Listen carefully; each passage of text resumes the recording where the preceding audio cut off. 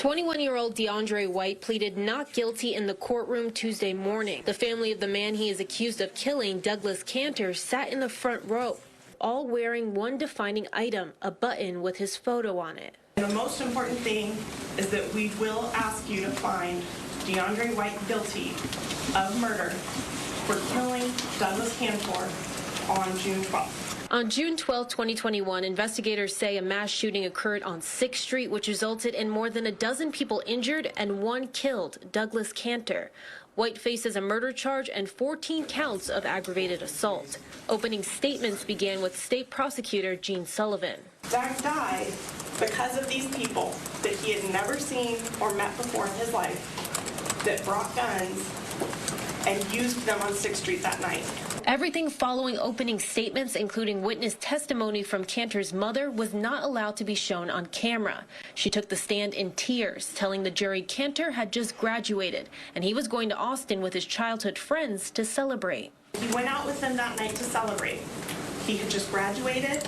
He was in here for a good time, a good weekend, the reason a lot of people come to Austin and go to 6th Street.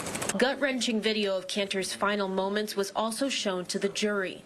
The video was so hard to watch, it had Cantor's family in tears and his father hunched over, shielding his eyes.